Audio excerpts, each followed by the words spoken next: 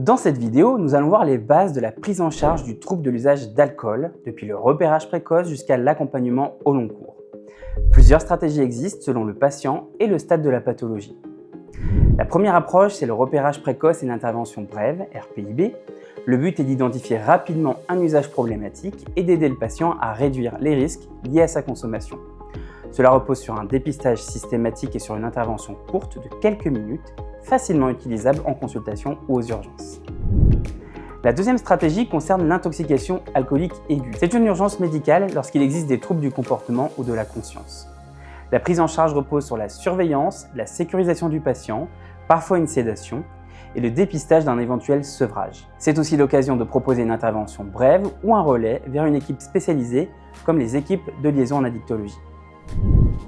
Aux urgences, la prise en charge doit être rapide, centrée sur la sécurité immédiate du patient et de l'équipe. L'évaluation vise d'abord à dépister une intoxication aiguë, à prévenir ou traiter un sevrage et à repérer les complications somatiques ou psychiatriques associées, comme le risque suicidaire ou l'agitation. Dans ce contexte de temporalité contrainte, l'intervention brève prend tout son sens.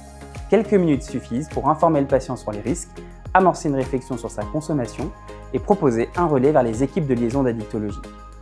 Le passage aux urgences représente donc souvent une fenêtre de vulnérabilité qui peut être utilisée pour engager un premier contact et initier une trajectoire de soins adaptée.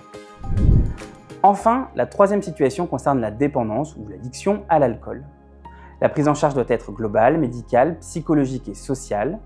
Les objectifs peuvent être l'arrêt, l'usage à faible risque ou une réduction des risques liés à la consommation d'alcool. Le travail motivationnel est dans tous les cas central.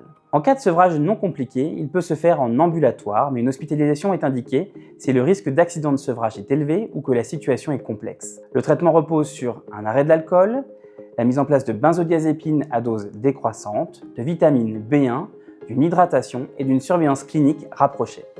Les accidents de sevrage nécessitent une prise en charge urgente avec notamment des soins intensifs en cas de délirium tremens et un traitement par benzodiazépine pour les crises convulsives. L'accompagnement au long cours associe un suivi pluridisciplinaire, la prise en charge des comorbidités, l'orientation vers des groupes d'entraide et parfois des traitements médicamenteux.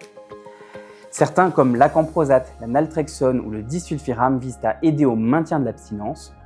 D'autres comme le nalméphène ou le baclofène peuvent aider à réduire les consommations.